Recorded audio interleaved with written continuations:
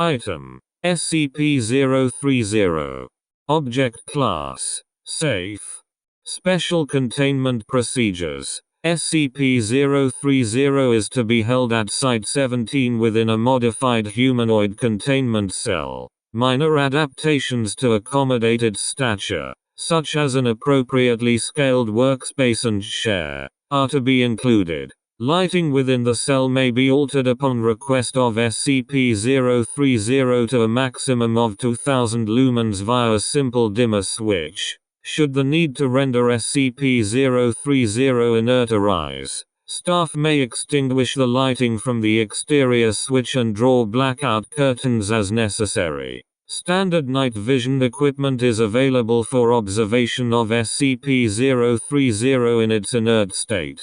SCP-030 may request materials for personal research every 90 days. All previously requested materials are to be collected and destroyed prior to delivery of new materials. All materials are to be evaluated and screened by both research and security staff. SCP-030 is to be denied access to any modern scientific journals or texts, and fiction is to be restricted to works produced no later than 1623 CE to preserve the integrity of its innate knowledge.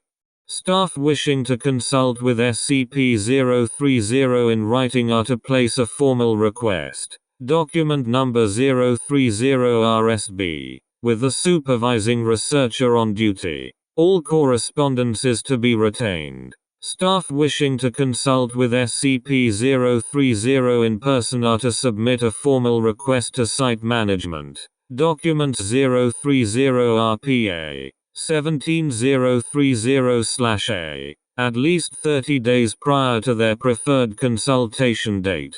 All consultations are to be recorded and retained. Senior research staff may request SCP-030 be temporarily removed from its containment for a maximum of 1 hour to provide observational insight into non-restricted materials or events within Site-17. Under no circumstances is SCP-030 to leave the confines of Site-17. Requests must be presented in person to Site Management and security staff at least 30 days prior to their preferred observational release date. All observational release events are to be recorded and retained. SCP-030 has been equipped with a tracking device. Inventory Control Code Number 030-17-1. So its location within Site the 17th of may be determined precisely at any time.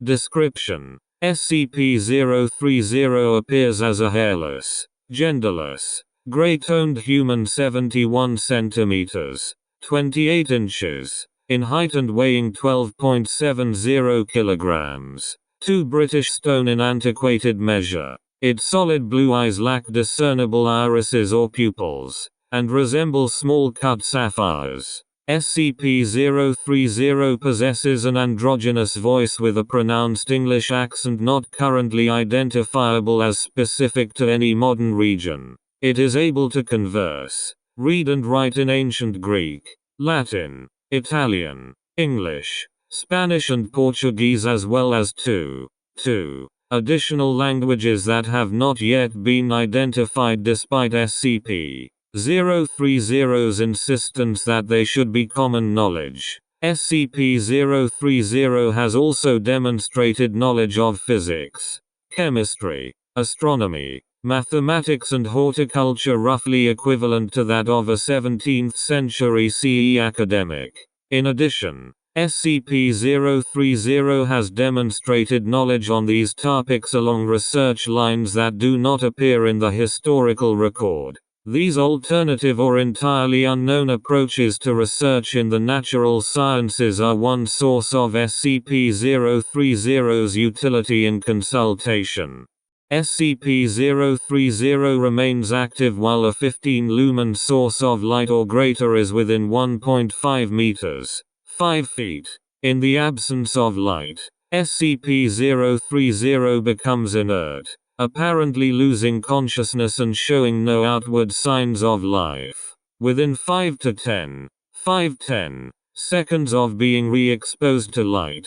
SCP-030 becomes active once more, appearing to come out of a light slumber no matter how long the period of inactivity has been. SCP-030 does not appear to require these periods of inactivity as a human would require sleep, and has expressed a desire to remain active as often as possible. Biopsy analysis of SCP-030 remains inconclusive. While clays native to the English counties of Kent, Surrey, and Greater London make up the majority of its structure, traces of mandrake, Mandragora officinarum, lye, mercury, and human blood have been found in each sample taken. SCP-030 has expressed that a full exploratory surgery to determine its workings would potentially end its existence. Samples removed from SCP-030 do not regenerate, and sampling is currently discontinued to preserve its integrity. Although SCP-030 can be damaged, it does not appear to feel pain, and will simply remold any portion of its anatomy that experiences deformation. Notably, SCP-030 cannot be molded directly by human hands, though any number of tools may be used to alter its surface. SCP-030 does not respirate, requires no sustenance, and produces no waste, although it does infrequently request a bath. SCP-030 refers to itself as Ariel and regularly requests that staff do the same.